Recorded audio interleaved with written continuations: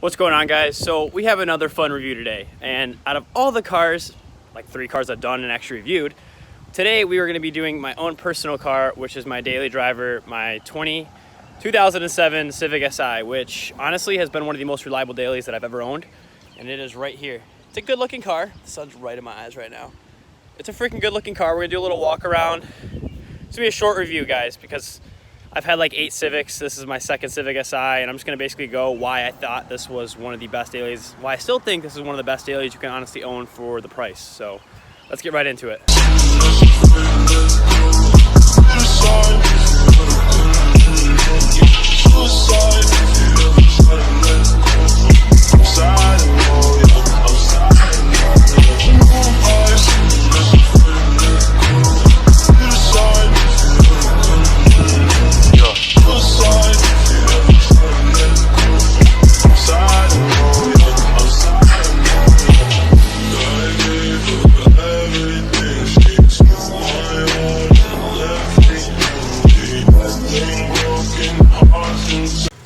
So we come around to the hood. Let me see if I don't even need the hood right now.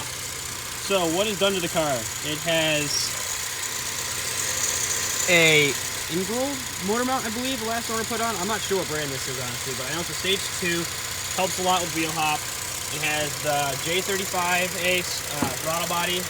It has the Spec D intake, which is like a 3-inch intake, going to where the battery used to be. It has battery relocation kit.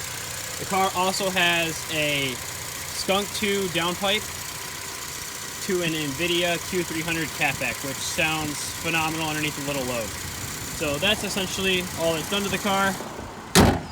Besides the Honda, that's older cars. The Flash, it's got Flash Pro, so it's a tuned car. It's essentially a full bolt-on tuned car. It makes 216 wheel horsepower and like 165 torque, 170 torque, which is not bad for being a little 2-liter NA motor. Like, the car pulls super hard, which is freaking amazing. So let's go for a drive now. So this is the interior of the car. It has nice suede here, Alcantara armrests. For a Civic, it's kind of nice. You got your nice little pedal setup, which I think actually looks pretty good being stock. You got your I've always been obsessed with this dash. This dash has always been one of the coolest dashes, even for its year, being a 2007.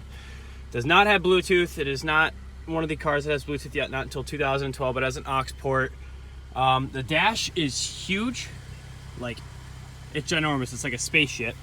The seats are honestly probably one of my favorite parts of this entire car. They are the most comfortable seats, material-wise, bolster-wise. They don't squeeze you too hard. They don't squeeze you too little. They're just perfect. You got the nice suede armrest, and another awesome fact of this car feature is it has 4 doors. Like, I hate the coupes. My first Civic Si was a coupe, and I will never do it again because there's just not enough room in it. So you have all the suede seats all back here as well. Plenty of headroom, plenty of legroom, honestly, when you come to sit back here. Like, if I come sit back here, I'm content. Like, I'm good. There's plenty of room for me right now. I have a solid like 4 or 5 inches, which is pretty good, all things considering being a little Civic. So let's go check out underneath the hood. Even like the styling on the headlights, like, they're so simplistic, and this car is so simple. It just functions, it works, it's reliable, it gets amazing gas mileage. And I love the color on this. Like, all right, enough of me blabbing around. Let's go do the actual drive. Sup? All right, let's go do the driving portion of this review. Honestly, I'm not even gonna call it a review. Let's just talk at a first drive with the 2007 Honda Civic Si and what I really think about this car after owning it for an entire year now. And it has left me stranded 0 times. So the car has 124,000 miles.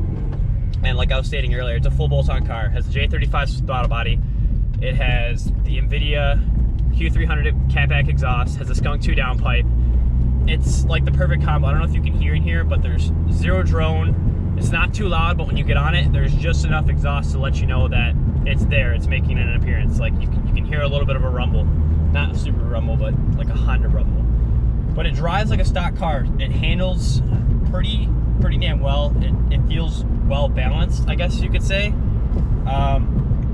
It's just all around comfortable. Like when you're just cruising and someone gets in it, they'll look at the subtle features and be like, oh, why is your Civic manual? Or why does it say, what does SI mean? And they'll look at the wheel and be like, it's kind of a cool steering wheel. Like, some of the stuff kind of stands out, but it's subtle enough to the point where it's not screaming, hey, this is a car that's made for performance, it's made for a little bit of factory track fun and stuff like that. But the car weighs, I think, 2,900 pounds without me in it, and like 3,050, 3,080, something like that with me in it. So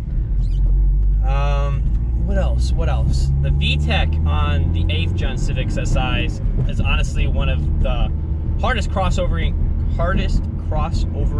VTEC sounds I've ever heard. Then again, I also had a 12SI, which has the K24Z7, and it's more of a low-end torque car compared to this being a higher revving motor, and you make all your power up top around 5,300 and past that. The new K24Z7 motors that come in the 2012 Civic Si Plus all have that new motor until you get to these new generations. I think are like 1.5 turbocharged. I don't know anything about that platform yet, but I'd love to learn more about it. They seem really cool. If I get another Civic in the future, I'm gonna get the Honda Civic Type R, because since like 2014, since I was in like high school, I was like, these cars look so good, they're probably so reliable, they probably drive amazing, and they just look phenomenal, and they will not drop in value. Like, they will hold their value relatively well throughout their entire life, and if you don't put miles on them, they will appreciate it. So enough about the Type R. Let's get back into the drive of this car. So, like I said, this car is fully optioned out, everything but the nav. So, has a sunroof, has a suede / Alcantara seats. It has a short throw shifter on it. It has the blocks tow hook, because tow hooks are super cool nowadays. Let's get into drivability. So, when it comes to everyday drivability, it's got an XEddy stage 1 clutch. Clutch is super light. I can't really tell that it's even, you know, a factor in how hard it is to drive this thing. It's super light. It's super light.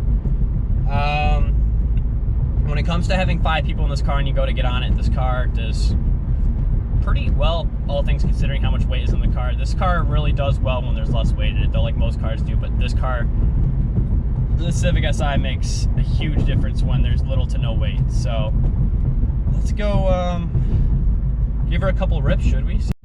All right, another topic I wanted to talk about with this car and this platform in general in its era. So cars that this car competed against price-wise. Off the top of my head, I would have to go and say the Volkswagen GTI. I'd probably say the BMW 328. I'm trying to remember what other car this would really compare to in 07. We're doing this review now in 2019, thinking of cars in 2007. Let's see, what else? I wouldn't say the R32 Golf would. I think the R32 Golf would actually be a good competitor. Oh, duh. The one that everyone talks about. Like the 2005 through 2006 through like 2007. Yeah, that's the only year they made the Eagle Eye WRXs. I think that's another comparable car when they're in stock form. The second you start putting bolt-ons onto these Subarus, I mean, they're just forced induction 2 liters. They're going to make more power all day long. But a good alternate route for this car, since this motor could probably handle around 450, 475 from what I've seen and from what I've experienced, is you could throw the Craftworks kit on this car and make around 410 wheel on E85, or you could put the CT Engineering supercharger kit on it. It's a roots blower, and they sound wicked. Like the wind on them, you'd be like, what the fuck? That's not a V8 car. Like, why does it sound like that?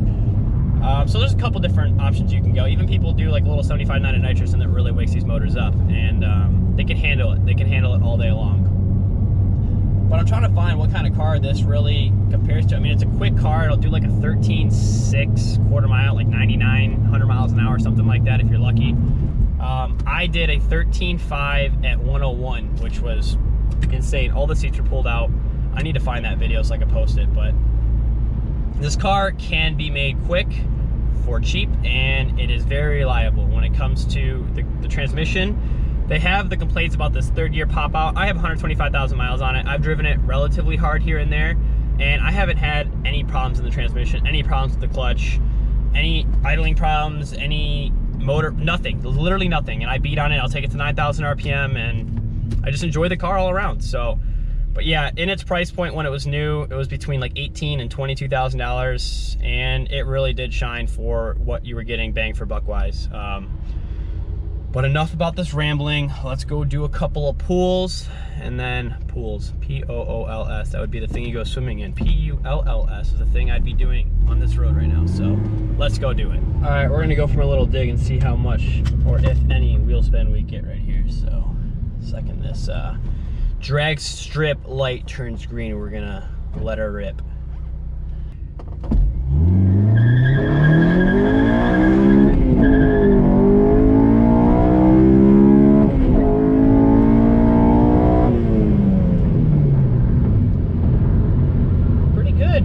Like I said, transmission's bulletproof. Did not miss a gear. Went in like butter, and it felt great. That pulled pretty good for being an NA car. That was so much fun. Gosh, I'm gonna miss this car once I sell it.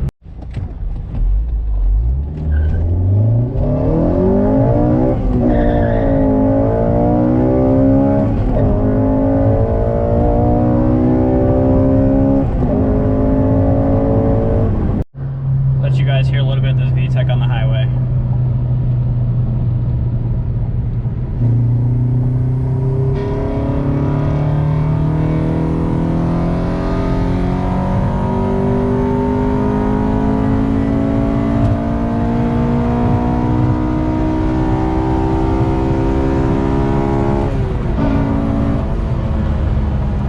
Sorry if it got a little skip right there. That was because my buddy just called me in the middle of the end of the review. But anyways, like I said, get yourself a platform that's easy to work on, and Honda's one of the most forgiving platforms that you could probably start with. So anyways, next car review, comment down below what you guys want to see.